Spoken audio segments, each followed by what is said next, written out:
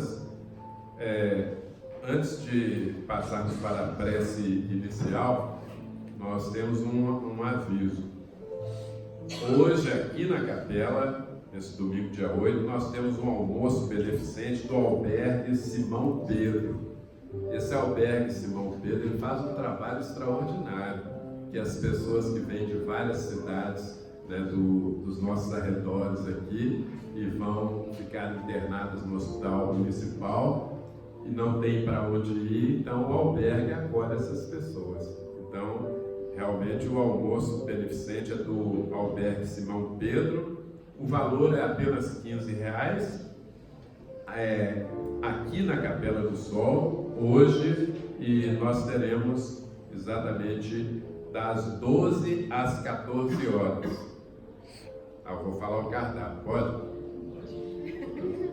Olha o cardápio: arroz branco, tutu de feijão, macarrão, moça, frango assado e saladas. Então estejam convidados. As adesões podem pegar com a nossa irmã Anne ou na livraria. Agora nós convidamos nosso querido irmão, companheiro de jornada Alexandre, para a prece inicial.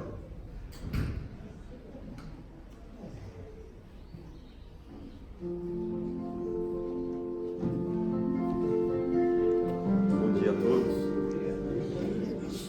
Vamos nesse momento elevar o nosso pensamento a Deus, pedir ao nosso Mestre Jesus que esteja entre nós, porque Ele nos ensina sempre que onde dois ou mais estiverem reunidos em seu nome, Ele estará sempre conosco.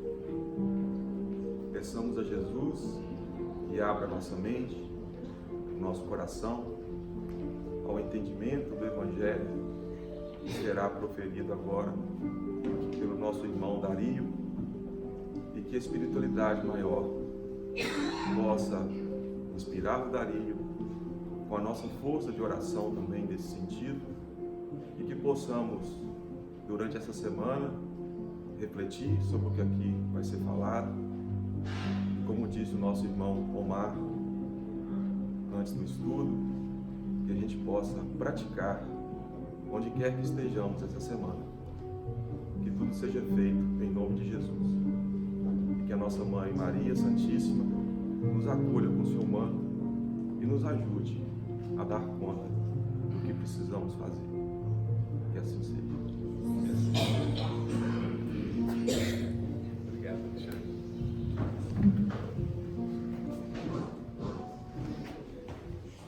Pois é, estimados irmãos e estimadas irmãs, agora, com que satisfação recebemos mais uma vez ele que permita dizer, né, Dali, já é de casa, né?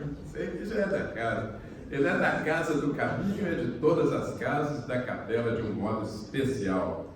E hoje ele vai nos brindar com esse tema: faze isso e viverás. Seja muito bem-vindo mais uma vez, viu, Dali? Dê-nos o seu recado, que nós estamos ávidos dele.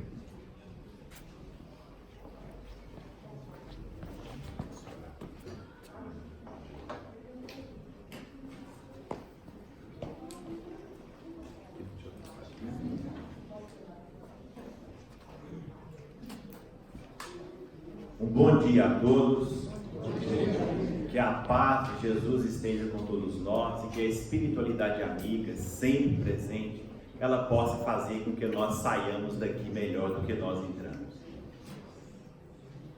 Só completando a fala do nosso irmão Marcos sobre o albergue, nós já temos feito, aliás, alguns eventos em benefício do erguimento desse albergue.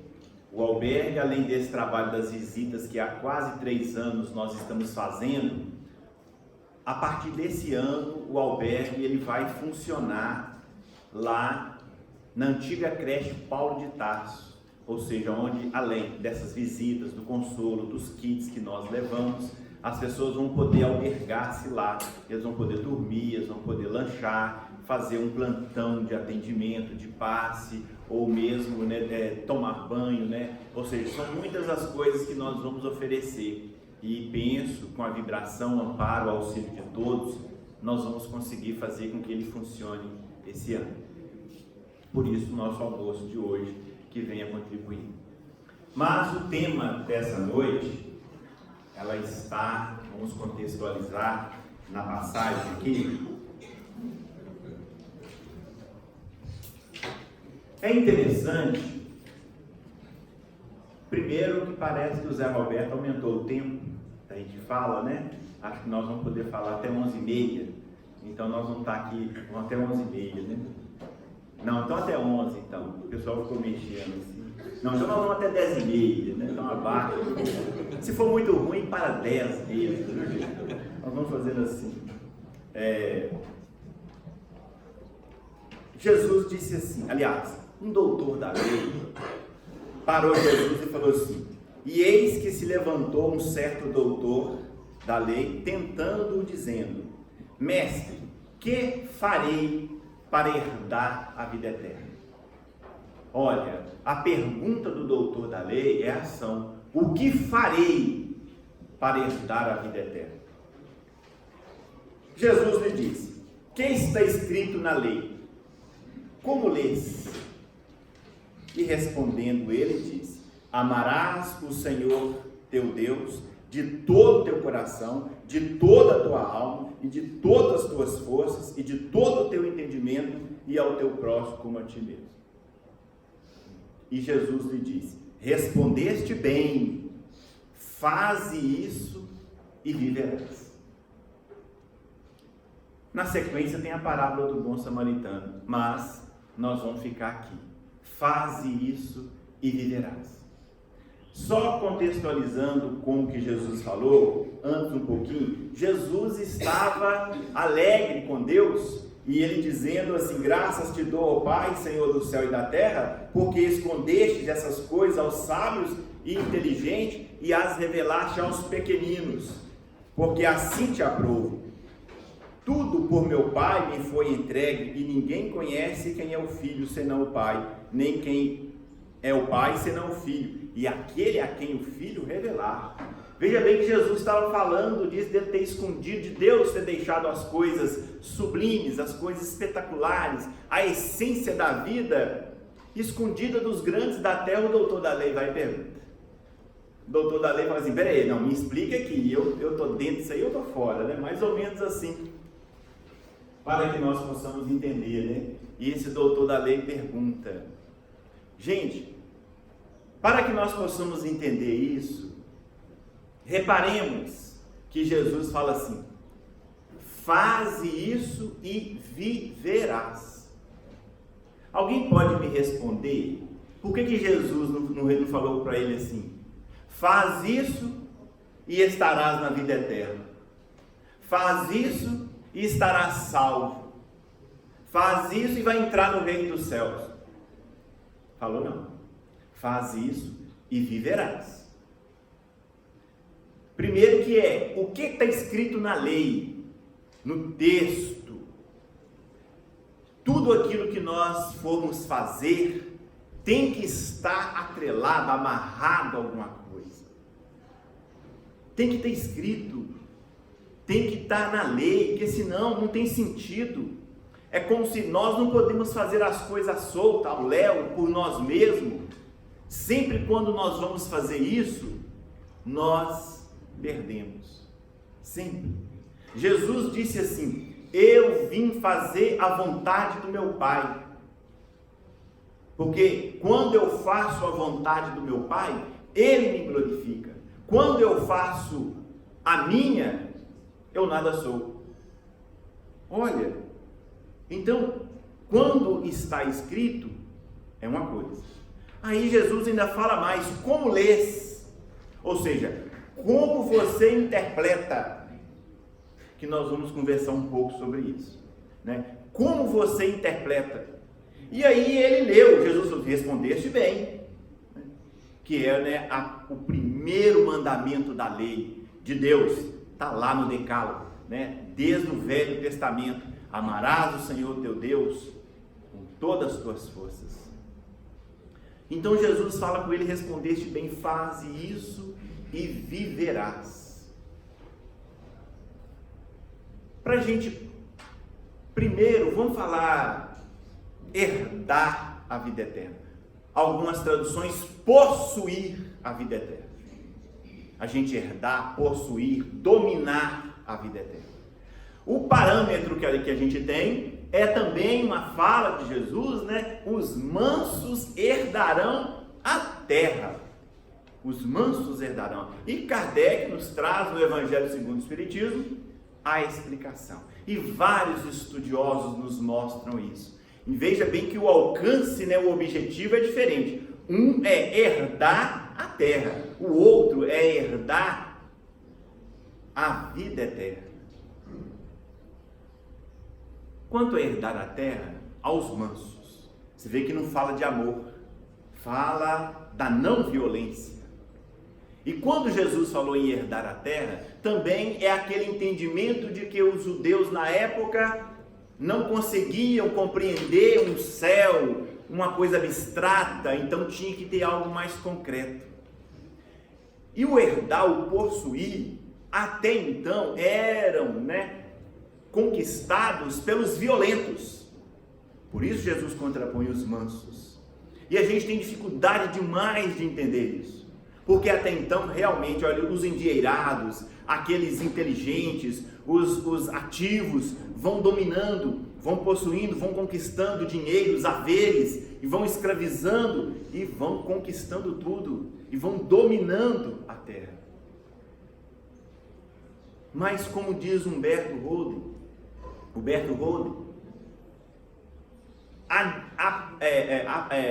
acreditam que estão possuindo, mas em verdade são possuídos, porque à medida que nós vamos conquistando, nós sabemos disso, no pouco que a vida nos dá de experiência, naquilo que a gente tem, na nossa casa, nosso carro, nosso propósito, nosso sonho, isso nos domina, a gente se deixa levar por isso, a ponto muitas das vezes de uma necessidade, aquilo faz com que nós nos tornemos escravos dessa necessidade. Muitas das vezes o dinheiro nos domina, a vaidade, o orgulho, o egoísmo. E com isso, nas experiências então, muitos de nós dominando também a terra, nós nos deixamos dominar por ela. Porque a gente também adquire vaidade, a gente adquire prepotência, nós adquirimos apego às coisas. E diante disso, temos que reencarnar em situações adversas para que nós possamos quebrar esses laços, essas algemas que nós mesmos fomos construindo no decorrer da nossa caminhada evolutiva. Então, os mansos herdarão a terra. Gente, eu cheguei aqui, a hora que eu vi, tinha um monte de gente em pé ali naquela área azul. Eu pensei assim, gente, será um ritual? Será que todos ali são deficientes físicos?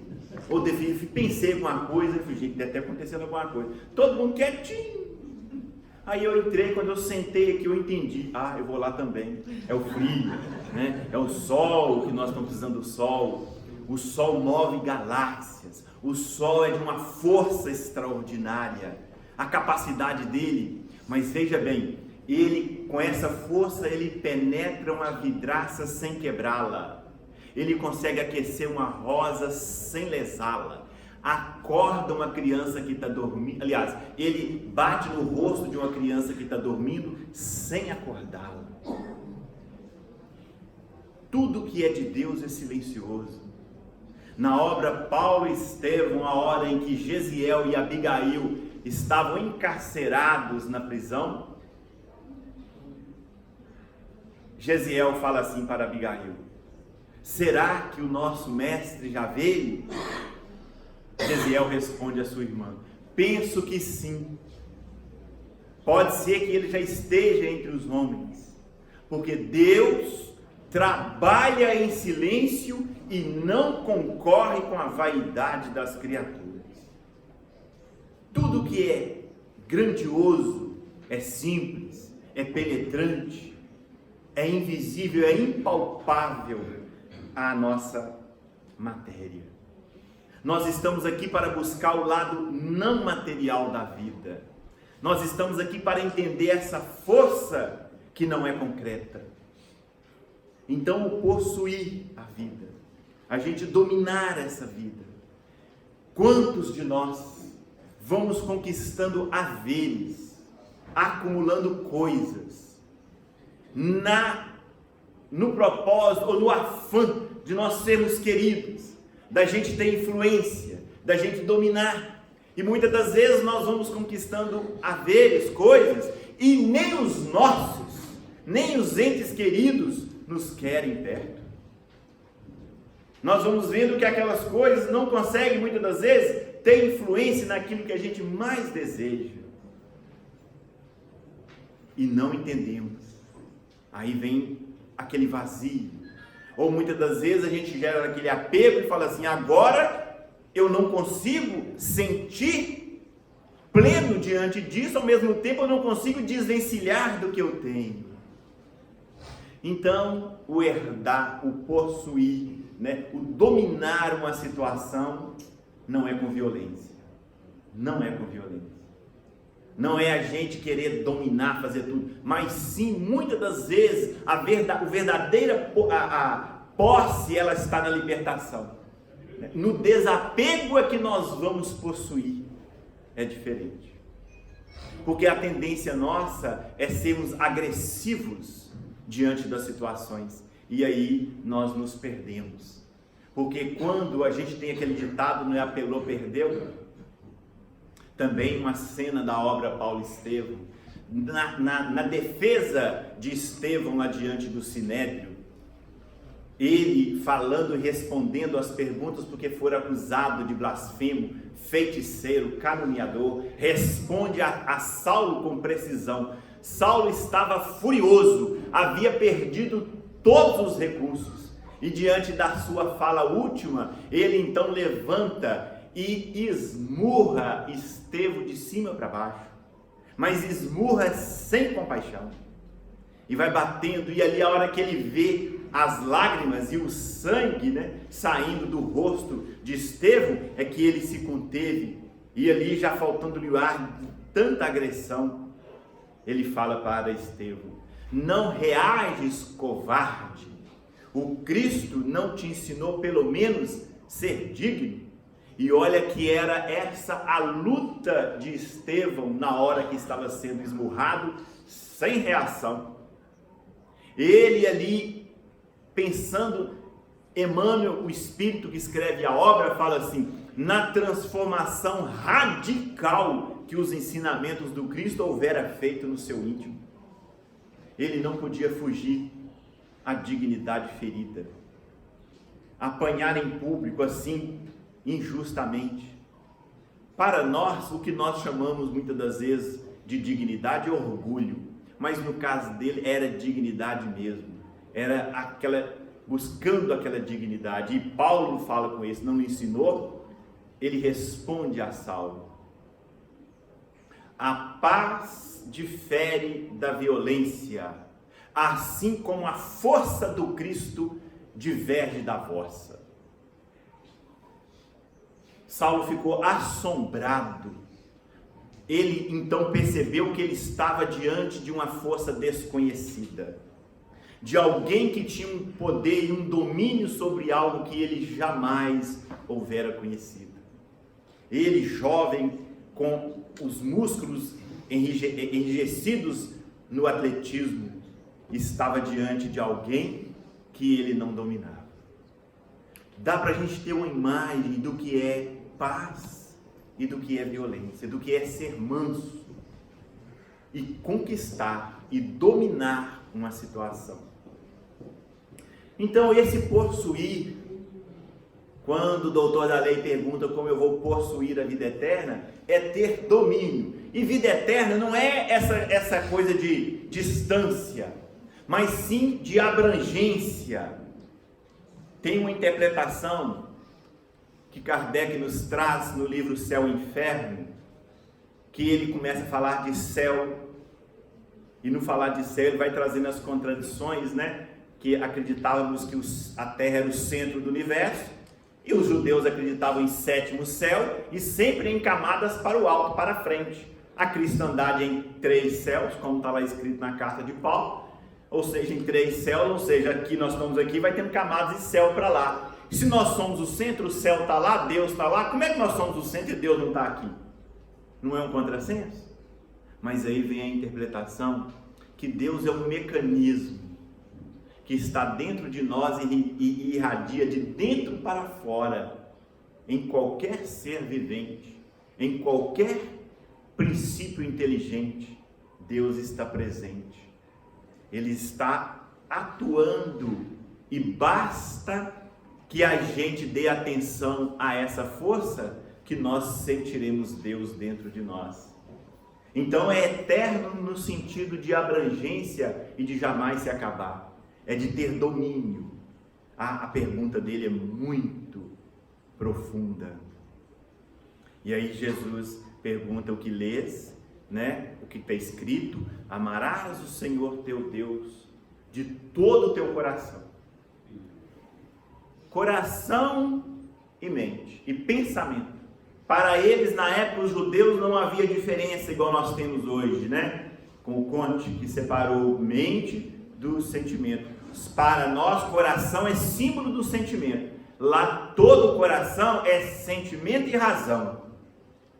De toda a tua alma, é a interpretação que Kardec nos dá. O que é a alma? A alma é o espírito encarnado. Então, de toda a tua alma é corpo e espírito. Olha, e com todas as tuas forças, recursos materiais, com tudo aquilo que você tem de influência, de capacidade, de memória, de inteligência, de dinheiro, de recurso, de influência, pode ver, é colocar tudo em Deus, é investir tudo em Deus. Nós não conseguimos entender. Nós adentramos as casas religiosas, todos nós, movidos por uma necessidade, buscando um amparo, um recurso, uma cura, um alívio, e esquecemos que a mensagem maior da vida é Deus. O Evangelho de Jesus todinho veio nos trazer Deus. A doutrina espírita hoje nos traz de novo Deus próximo de nós. O que nós temos que sair daqui é nos sentindo próximos de Deus. Pelo jeito, nós vamos gastar um bocado de microfone. Deus, eu tinha uma dificuldade de falar de Deus. A doutrina espírita me ensinou que nós estamos aqui para voltar para Deus. Todas as lições do Evangelho nos mostram, tudo nos conclama a Deus, Deus em nós. Nós sentirmos esse ser presente, essa força extraordinária que se encontra dentro de cada um de nós.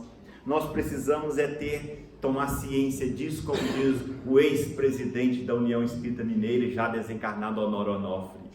Evoluir nós vamos, e para Deus nós vamos. Nós temos que fazer isso com consciência, conscientemente, com precisão, com presença de espírito. Então é Deus em nós. Então nós precisamos lançar tudo o que temos em Deus. Mas o que acontece normalmente? A primeira contrariedade que temos, nós esquecemos dessa força. Nós nos perturbamos, nós nos deixamos inquietar e vamos buscando os recursos da matéria, os recursos palpáveis, porque nós não acreditamos no imponderável, nós não acreditamos no invisível, nós não acreditamos na força da prece. E nós vamos buscar os recursos. Gente, olha, fala-se assim: tem uma planta ali, a planta ela é roxa, é beber essa planta você vai curar. A gente bebe, a gente não quer nem saber se aquilo é científico, se tem real, se não é, a gente vai. Nós estamos querendo sempre buscar algo fora de nós, fora, sempre. E no caso, está dentro, é dentro de nós. Reparemos as mensagens do Evangelho. Jesus nos assemelha o reino dos céus a uma semente. que está dentro da terra. Nos fala de uma pérola que está dentro da ostra, de um tesouro que está escondido. Sempre assim. Mas porque nós ficamos buscando a luz aqui fora, afora, mas está dentro de nós. E quanto eles viverão? Olha, faze isso. Dedique-se à vida a Deus. Ame a Deus. Ou seja, com todo o sentimento, com tudo aquilo que a gente tem. É grandioso quando a gente vê Jesus falando assim: eu estou aqui a tomar conta dos interesses do meu Pai. Não há nada mais grandioso do que isso. Nós estarmos aqui nos reverenciando, falando, trabalhando, dedicando a Deus, em nome de Deus.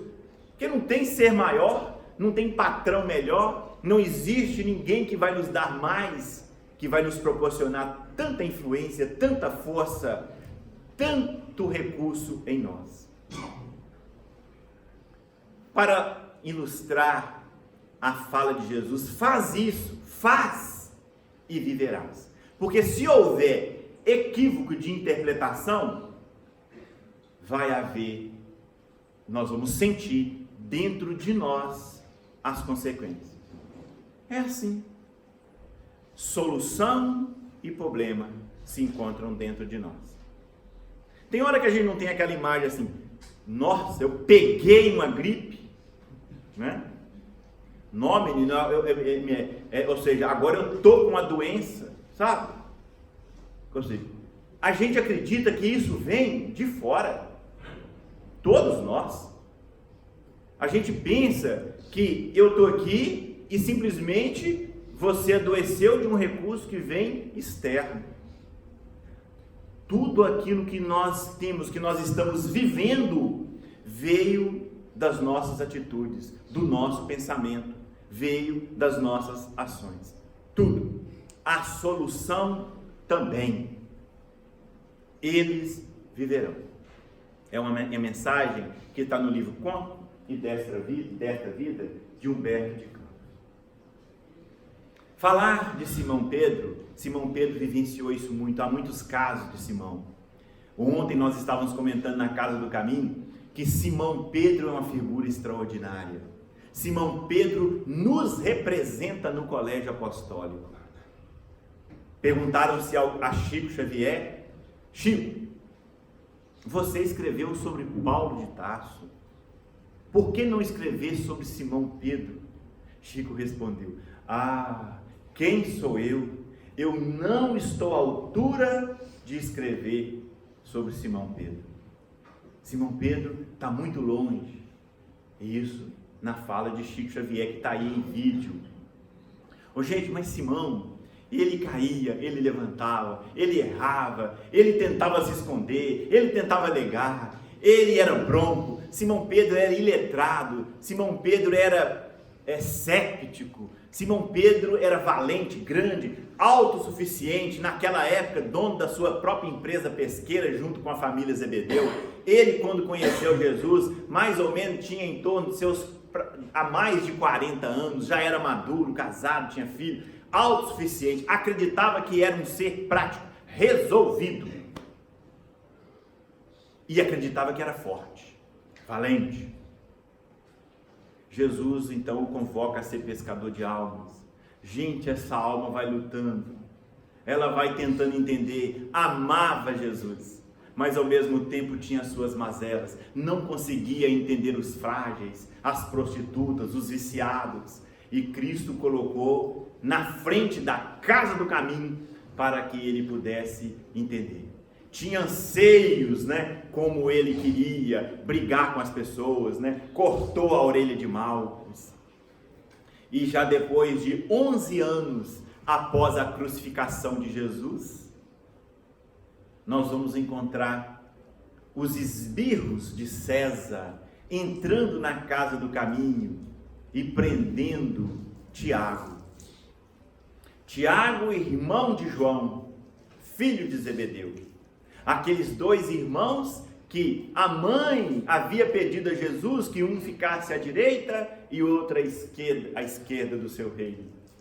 Os dois eram muito jovens, foram intitulados por Jesus por filhos do trovão. Eles eram de índole, explosiva, eles eram arrebatadores, eles eram entusiasmados, muito jovem.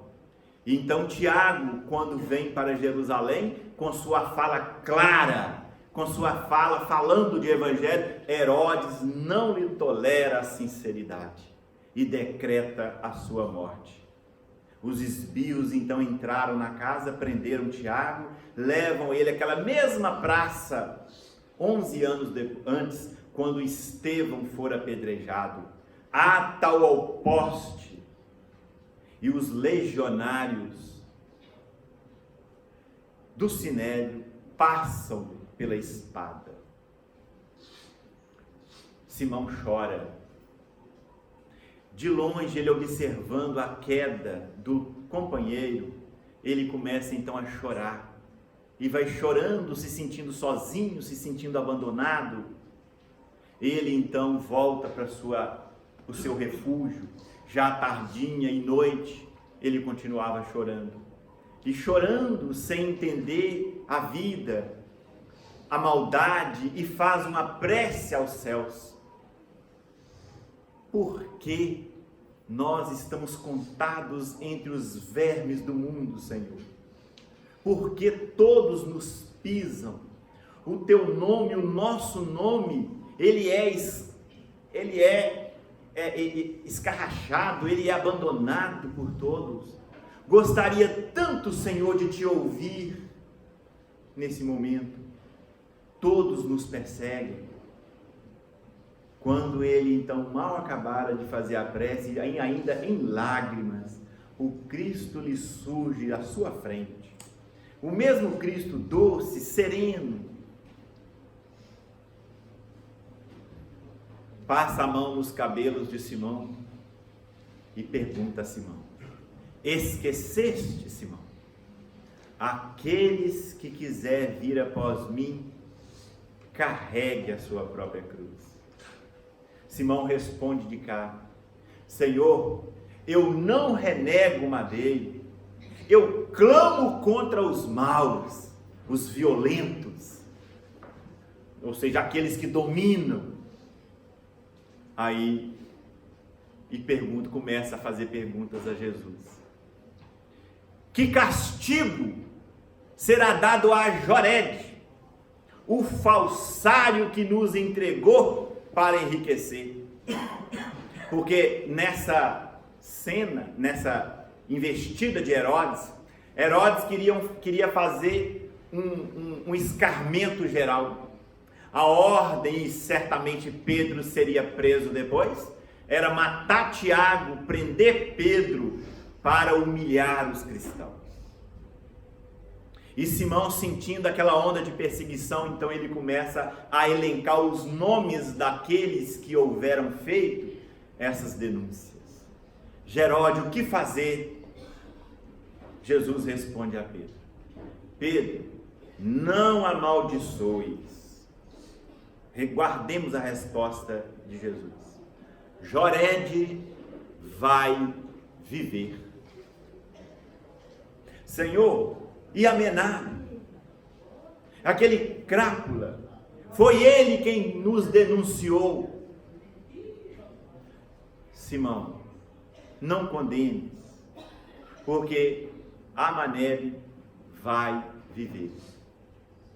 E Joachim, Senhor, foi Joachim que nos vendeu, ele nos entregou. O que? Que castigo? O que será reservado a Joachim? Simão, não preocupes com Joachim, porque Joachim vai viver.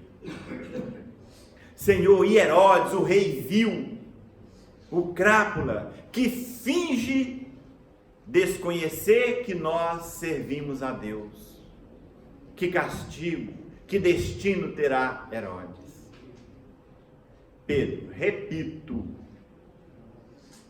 Joachim, Jorede, Amanebe, Herodes, aquele, Pedro, que pela espada fere, é da lei que será ferido. Todos vão viver as consequências do seu ato. Bastar-lhes viver para que eles possam adquirir o resultado das suas ações.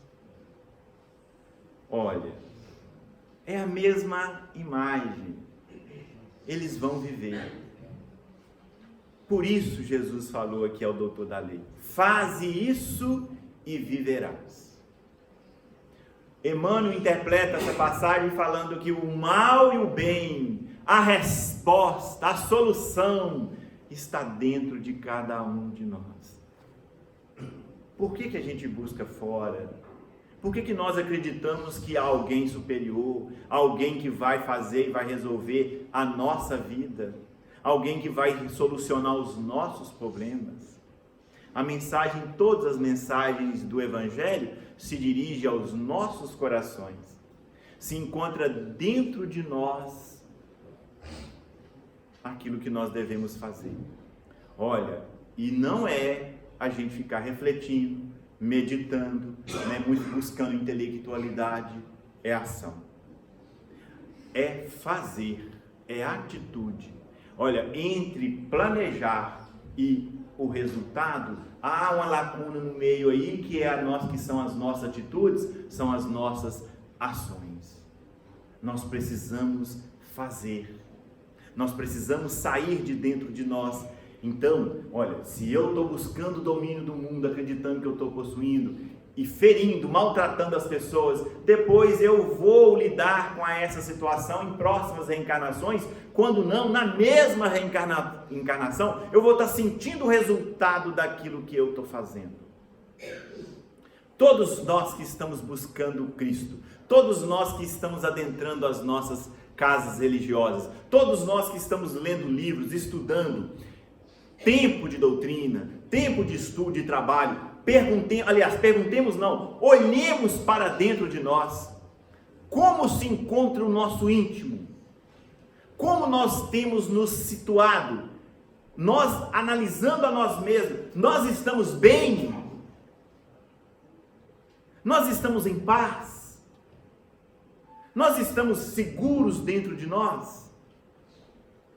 Há uma percepção de estabilidade espiritual em nós ou não? Se não, algo nós estamos fazendo de errado. As nossas buscas estão equivocadas. Você vê que para herdar a terra é ser manso, mas para herdar a vida eterna. Ô gente, vida é o que há. Os prefácios do Emmanuel nos fala de vida estuante, viver, vida. É vida sempre, não há o que vai contrapor antônimo de vida, não tem. A vida é vida, sempre.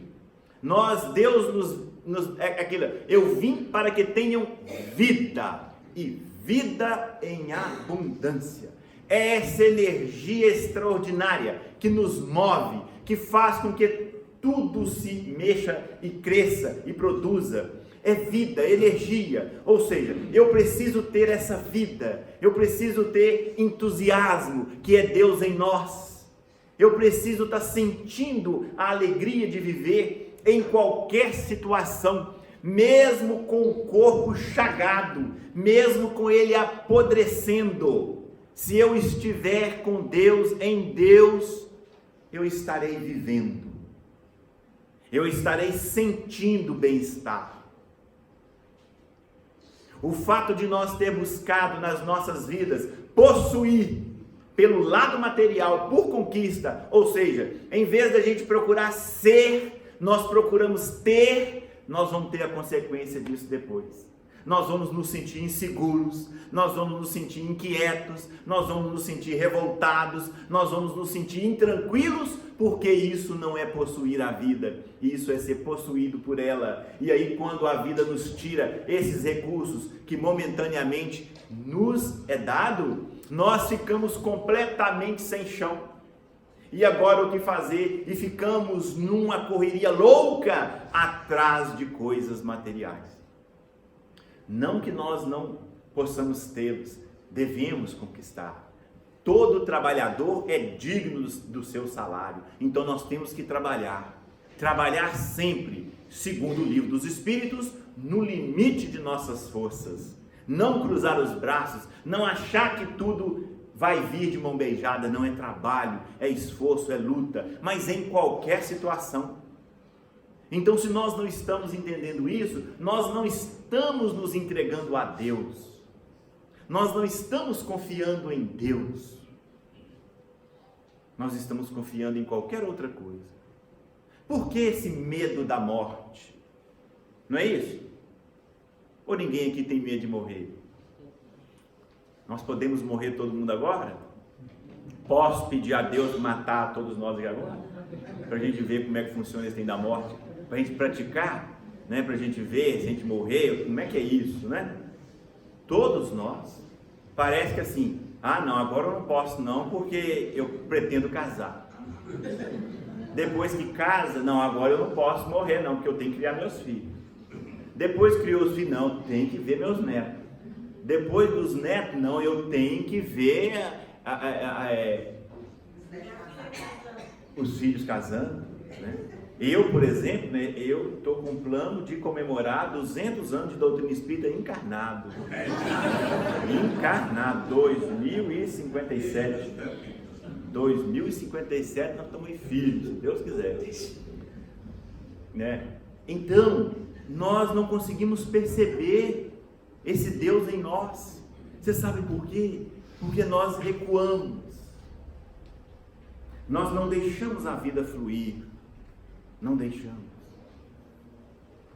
Ô, gente, isso não é tão simples assim. É com luta, é com esforço. Mas quem de nós aqui já não entrevistou uma pessoa doente, com câncer, doente terminal, e já tivemos lições extraordinárias com eles? Quantos de nós muitas vezes já não tem alguém que você viu ali, a pessoa toda ferida, chagada, e falando em Deus? E acreditando numa força maior. A gente olha assim e fala assim, meu Deus, aonde que essa pessoa adquiriu essa força? Não tem sentido isso. E ela ali, dando um testemunho. As obras estão cheias desses casos. Nós temos narrado esses casos mostrando a presença de Deus em nossa vida. E aqueles que não têm a quem recorrer. Talvez aí que nós vamos ter que aprender. Porque até então nós ficamos nos resguardando, não é isso? A gente tem que ter local onde morar, a gente tem que ter isso, tudo seguro. Não estou falando que isso é processo natural. É claro que nós vamos, ao sair daqui, nós vamos de carro, ao viajar, nós vamos ter uma condução, nós vamos levar um recurso, beleza. Isso é entendível, mas o fato é que nós não podemos só contar com isso. E se nos faltar? O que nós vamos fazer? Olha os casos. Na obra Paulo Estevão, a gente acompanha depois, após, a prisão da família Estevão, a família Gesiel, Estevão e Yoshedeb, e depois que o pai foi morto, o irmão foi escravizado, sem remissão, e Abigail desterrada, gente, o soldado simplesmente põe a mão nela e fala assim, olha, foge enquanto os teus algozes estão distraídos. Vai, e julgou ela na via pública. Uma menina, criada com os carinhos do pai, sempre estava ali o irmão e o pai, sempre presente, amparando ela em tudo. Agora ela sai sem lar, sem dinheiro, sem onde ir, sem irmão, o pai morto, o irmão sem saber, gente assim, julgada na rua. O que ela ia fazer? A hora que nós acompanhamos no livro, 50 anos depois, Célia Lúcius, devido a um trama, uma artimanha que fizeram para prejudicar a família, ela puxa para si a responsabilidade, porque alguém havia colocado um filho no quarto da mãe, para poder incriminar a mãe, ela pega e puxa para si, confiando na inocência da mãe, acredita que havia feito alguma armadilha, e ela então puxa para si, com isso ela é posta fora de casa. Também uma mulher jovem, uma menina jovem, e até então só andava com segurança porque era uma autoridade política poderosa na época, filha de pais influentes, ela sai, e ali com aquela criança, gente, ela sai também sem nada, com a roupa do corpo, à noite. A cena é espetacular, trágica. E ela ali saindo, naqueles bairros, saindo dos bairros ricos, e adentrando para os bairros simples de população, trabalhadores, e à mercê de qualquer coisa. A hora que nós acompanhamos no livro Ave Cristo, Quinto Varro, depois que o companheiro, o irmão Corvino, foi morto em seu lugar e foi-lhe tomado os documentos, o nome, ou seja, ele não tinha nada, colocou ele num bote, no mar. Ele deu algumas remadas, fez uma prece a Deus e parou de remar e deixou que as ondas o levassem aonde Deus quisesse. Assim, sem dinheiro, sem nome, sem nada, em alto mar. Gente, cada cena. A hora que nós acompanhamos também no Ave Cristo, a Lívia, a filha do afinador, o professor de música, e ela ali é levada simplesmente para uma cidade cega, e o administrador de quem havia mandado fazer isso, matá-la, ele fica em dó, e a deixa, gente, numa praça, num outro continente também, uma mulher jovem, bonita, cega, sem nada, sem ninguém. A gente fala assim, mas e Deus? Só citei espíritos evoluídos, digamos assim. Espíritos que vieram aqui com propósito. Espíritos que estavam aqui confiando em Deus. Nós não vemos situação fáceis. Uma jovem que perdeu toda a família, não é isso? Uma outra cega e sozinha. O outro perdeu o nome em alto mar. Nós vamos tendo cenas assim, todos 100% nas mãos de Deus. Não é a vida real do caso do Francisco de Assis, que encarnado com seu confrade, sai naquelas regiões da Europa e com provisões, mas vai andando no frio intenso, vai andando, vai acabando as provisões, e ele já não estava aguentando, com sede, com fome, com frio, com muita dificuldade conseguem chegar ao mosteiro. Noite, a hora que eles batem na portinhola, anunciando, gritando o socorro, e ali, o vigilante que atende de lá, grita de lá, porque estava muito frio, ele nem veio. Quem é? Sou eu, Francisco de Assis. O outro falou assim, que Francisco de Assis, que nada. Já era famoso, então aquele padre não acreditava que Francisco de Assis estava ali. Falou assim, não, que Francisco, e fechou. O confrade fica desesperado. E agora o que nós vamos fazer? Nós vamos morrer aqui na porta. E Francisco de Assis começa a dançar e a cantar. Ele falou assim, você está louco? Você está doido? Nós vamos morrer, não estamos aguentando ficar sobre as nossas pernas, e você está dançando e cantando. Ele falou assim, você não percebe? Eu esperei a minha vida inteira para isso. Esperar o quê? Morrer na porta de um mosteiro? Isso não é esperança? Não, você não percebe? Nenhum encarnado nesse momento vai vir poder nos auxiliar. Nós estamos 100% nas mãos de Deus. Nós precisamos, quando fala esse amar a Deus sobre todas as coisas, é todas as coisas. Não é a gente ficar assim, titubeia, será que vai, será que não vem? O egoísmo, a gente ficar alimentando o egoísmo com medo de faltar amanhã. A gente fica alimentando o orgulho porque não podemos aguentar uma contrariedade. Não, confiemos em Deus. Sabe por quê? Se formos contrariados, feridos, se alguém nos maltratar, se acontecer doença, e se alguém for culpado disso, nós podemos falar como Jesus. Eles viverão. Olha aqui, eu separei, é só o Emmanuel falando assim pra gente, porque tem hora que a gente reclama da vida, de parceiro, de filho, de situação ruim. Aí o Emmanuel fala assim, que olha, se alguém te fere, abençoa. Se esse mesmo alguém volta a ferir-te, abençoa outra vez. Não te prevaleças da crueldade para mostrar a justiça, porque a justiça integral é de Deus, e todos viverão para conhecê-la. Se o teu filho é rebelde e insensato, abençoa o teu filho, porque o teu filho viverá. O Emerson Pedersoli, de outra imagem, fala assim, a satisfação de nossos pais é saber que os filhos vão passar a mesma coisa que nós estamos passando. Né? Em linguagem mais comum seria isso. Hoje você fala, não faz isso não, tem que estudar, vai passar dificuldade, faz isso, você dá ali o filho rebelde, isso aqui, mas a hora que ele tiver os seus filhos vai ser a mesma coisa. A minha filha acho que não está aqui presente, a minha está por aí. Nós estávamos conversando um dia desse, ela querendo que eu autorizasse ela a fazer alguma coisa que eu não estava concordando, e chorou, isso aqui. Eu estava bem, eu estava firme comigo mesmo. Muito difícil, porque eu não sou mole. Aí eu falei, não, eu fui argumentando. Aí o argumento que eu vi que ela não deu conta mais, eu falei, olha, o dia que você tiver os seus filhos, o dia que você tiver na responsabilidade de forjar, de educar, você faz isso que você está me pedindo, porque eu não vou permitir.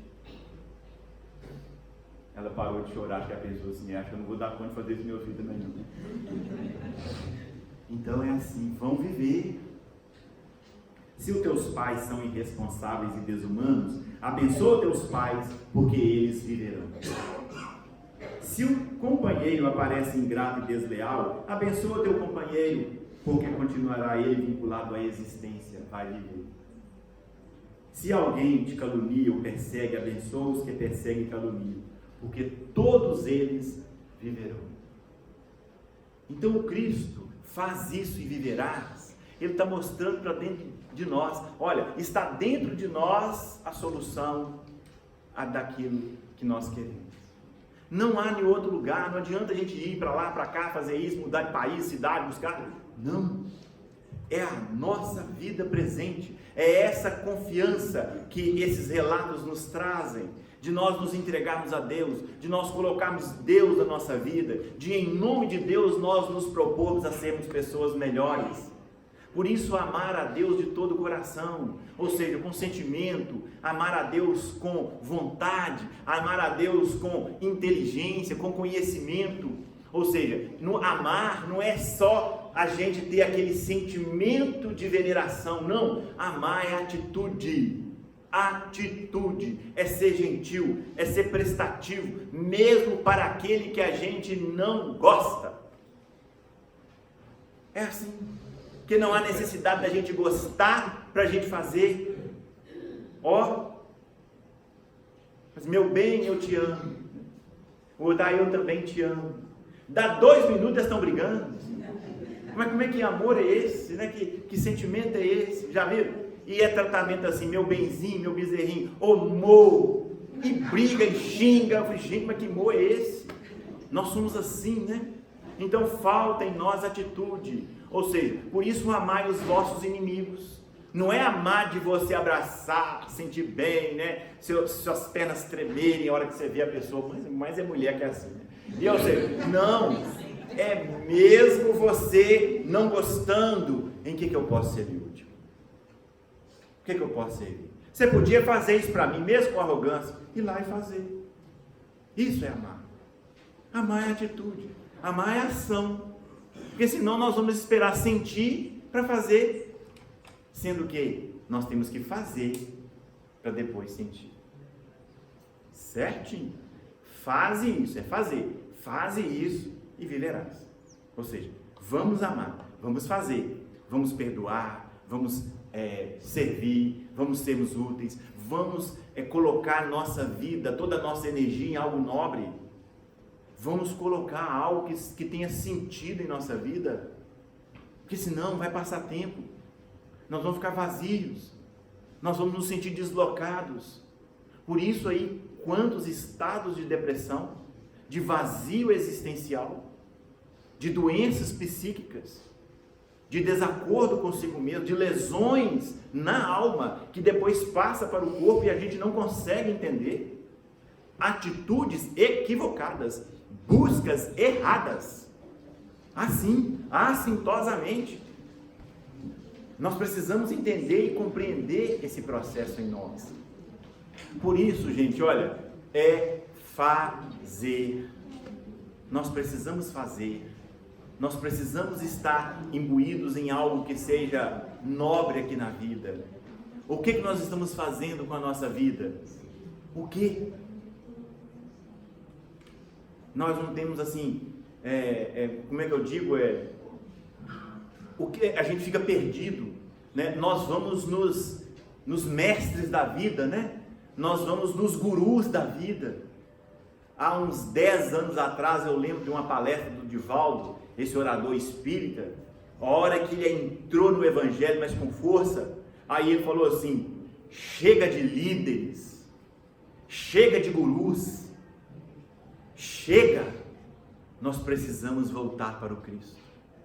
E ao voltar para o Cristo, é nos entregarmos a Deus, porque Jesus fala que Ele é o caminho que nos leva a Deus. Ele não puxa para si, eu vou te salvar, não, é Deus. E mesmo porque hora nenhuma, benefício nenhum que alguém conseguiu junto a Ele, Ele puxou para si e falou que foi Ele que fez. Não, a tua fé te salvou, né? A tua fé. E Ele veio trazer Deus. Então nós também precisamos, por isso, estudar Deus, compreender Deus. Por isso que a primeira questão do Livro dos Espíritos, que é a base do cristianismo redivivo aqui na Terra, que é o Livro dos Espíritos, a primeira pergunta é: que é Deus? Que é Deus? Então nós temos que começar a viver e entender Deus. Jesus pergunta aquele doutor da lei, sabia o que ele ia responder, justamente porque nós precisamos buscar a Ele. Se a gente respondesse de forma contrária, alguém perguntar assim: e você, o que você quer na vida, minha filha? Ah, eu quero ser feliz. Ah, eu quero gozar a vida, eu quero beber muito, eu quero fazer... Certamente Jesus fala assim: ó, faz isso e viverás. Você vai viver. O resultado disso aí. Porque está dentro de nós. Por isso eu ainda insisto, olhemos para dentro de nós. Nós precisamos estar fazendo coisa que nos satisfaça plenamente, não material. Nós precisamos estar fazendo coisa que a gente se sente realimentado, que nós nos sentimos plenos em estar fazendo. Fazer o bem vai nos dar isso. Amar a Deus vai nos levar a esse resultado. A hora em que a gente abre o capítulo 17 do Evangelho segundo o Espiritismo, item 3, nós vamos encontrar lá o homem de bem. É um texto, não é isso? O homem de bem é aquele que faz isso, o homem de bem é aquele que perdoa, o homem de bem é aquele que beneficia, ele é cidadão. É um monte de coisa, falando sobre o homem de bem. É fantástico o texto. Lá mostrando o que nós podemos ser como homens de bem. E no item 4, missão dos espíritas, fala-se assim, começa assim: o espiritismo, bem compreendido, sobretudo bem sentido, nos leva ao resultado assim. Vamos repetir? O espiritismo, bem compreendido, sobretudo, ou seja, sobretudo é assim, basta ele, sentido, nos leva ao resultado assim.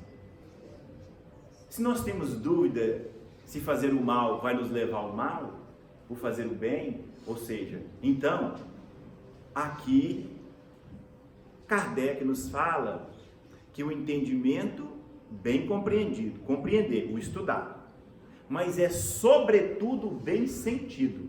Como que nós vamos sentir? Como? A não ser vivendo. Só vivendo.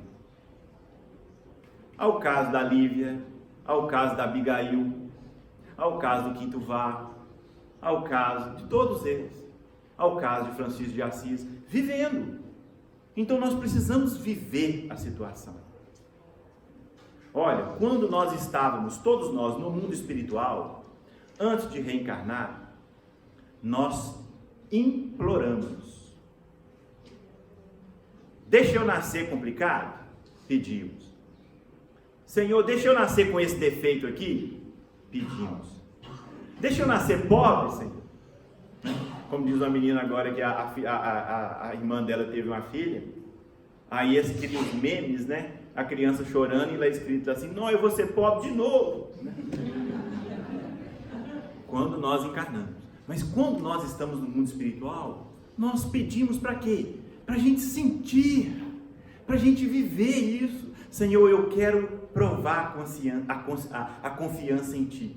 Eu preciso isso. Então me dê dificuldade, me dê isso. A gente pede. Certamente eu tenho falado isso, olha, nenhum de nós que adentramos as casas espíritas, todos nós que estamos aqui sentados aqui nesse momento, Emmanuel no livro Palavra de Vida Eterna fala assim, forças ocultas, não penseis que o acaso nos trouxeram aqui, forças ocultas acionaram para que nós pudéssemos ter conhecimento do Evangelho. E nenhum de nós que adentramos as casas, nós não fizemos uma preparação no mundo espiritual. Todos nós. Nem que seja uma palestra, nem que seja um esclarecimento do que nós viríamos a passar. Todos nós. E nós prometemos servir a Deus. Nós prometemos trabalhar. Nós prometemos construir um mundo melhor. Nós assumimos compromisso com a causa espírita. Assumimos. Por isso está dentro de cada um de nós, olha, esse anseio, essa vontade da gente fazer, da gente estar integrado, né, da gente estar querendo participar. Por isso essa força extraordinária que a religião tem dentro de cada um de nós. Quanto mexe com a gente, o quanto muitas das vezes você lê um livro, você vê uma imagem, você vê uma fala, você com dor, com dificuldade, aquilo ali te refrigera. Eu preciso ter fé. Eu preciso confiar em Deus. Eu preciso ter essa força dentro de mim. Eu não posso ser assim, tão volúvel. Eu não posso ser assim, uma hora eu estou bem, outra hora eu estou mal. Não, todos nós queremos nos livrar disso. O fato é que muitas das vezes nós temos ido por caminhos, né, equivocados, mais fáceis. Sendo que o trabalho é o esforço perene dentro de nós. É o viver a situação que nós estamos lidando com ela. Não é abandonando a situação, não é maquiando, não é fugindo dela, é vivendo. Paulo falava assim, na fraqueza é que eu sou forte. Custei a entender isso. Custei a entender, gente. Falei, meu Deus, mas como é que é? Na fraqueza é que eu sou fraco. Né? Não, na fraqueza é que eu sou forte.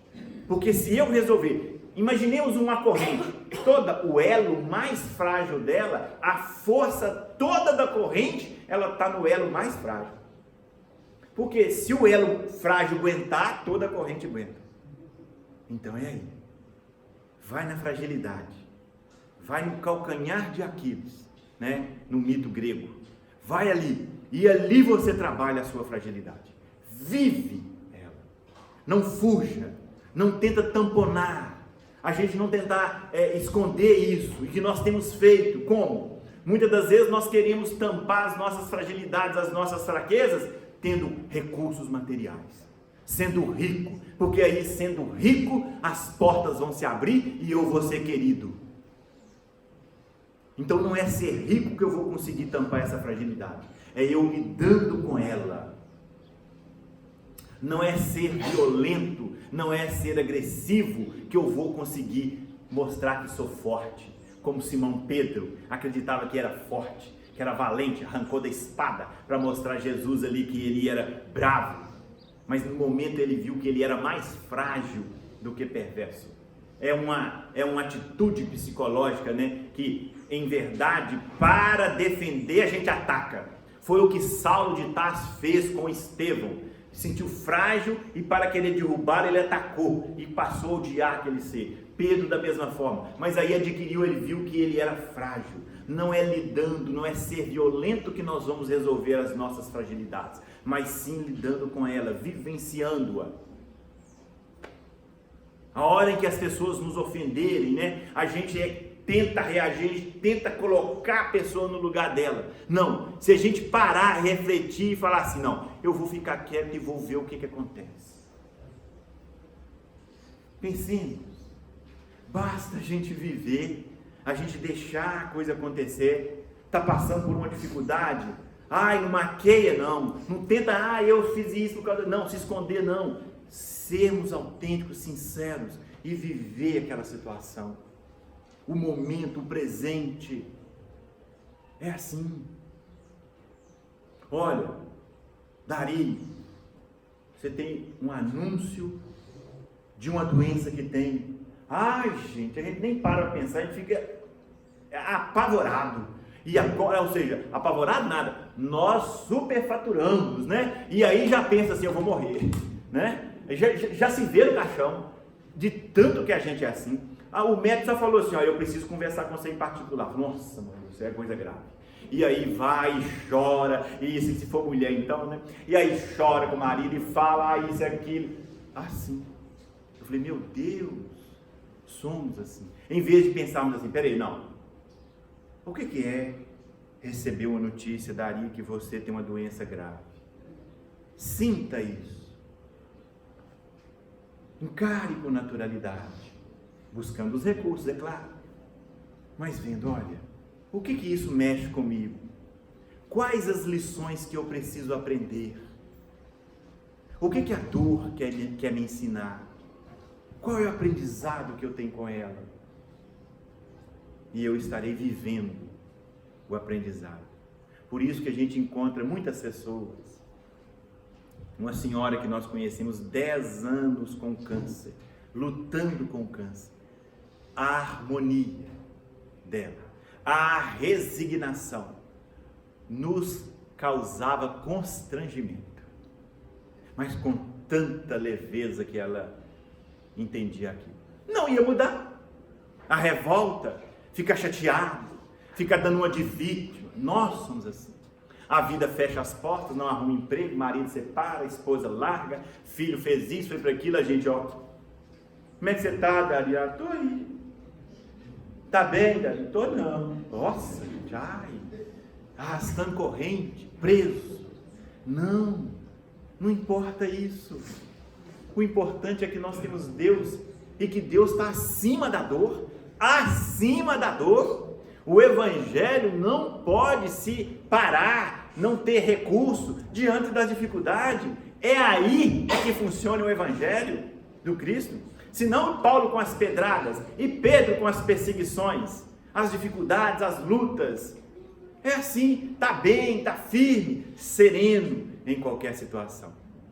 É aquilo que na obra Paulo esteve, Gesiel, já com o nome de Estevão, né, caminhando para o apedrejamento, saindo da masmorra, os maus tratos, hematomas que ele sentia, com fome, com sede, com frio, e ele pensando na sua vida, né, no lar, na proteção de Deus na sua vida, no encaminhamento ao Evangelho, né, ele conhecer a casa do caminho, que ele falou que o Evangelho é o tesouro da vida.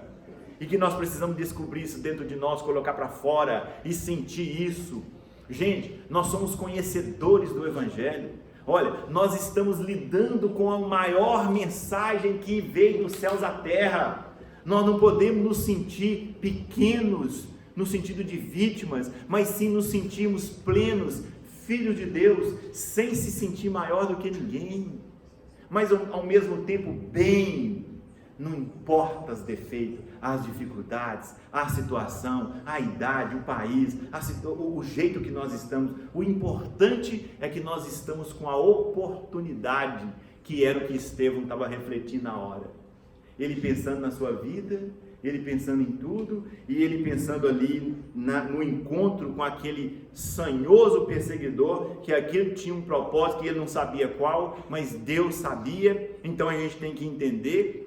E só uma lição, mesmo que nós não compreendemos, meu Deus, por que eu estou casado com esse infeliz ou com essa infeliz?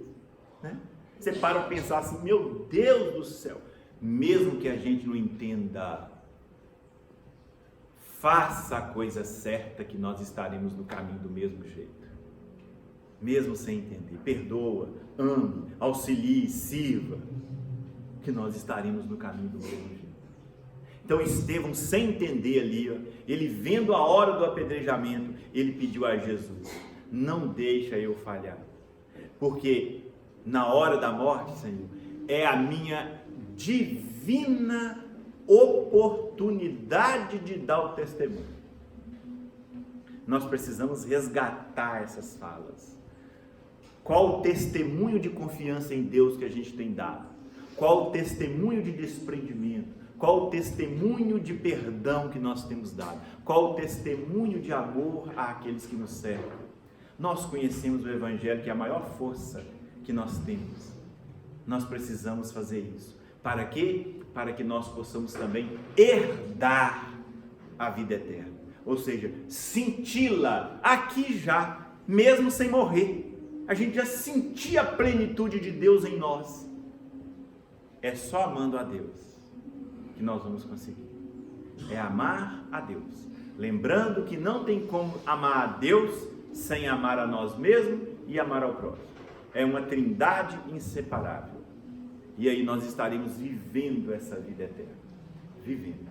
E Estevão, para ir lá, era a divina oportunidade que ele estava tendo para viver, para sentir Deus em plenitude. Nós não podemos sair daqui cabisbaixo, tristes, com os problemas, não. Sair com vigor, com vontade de viver.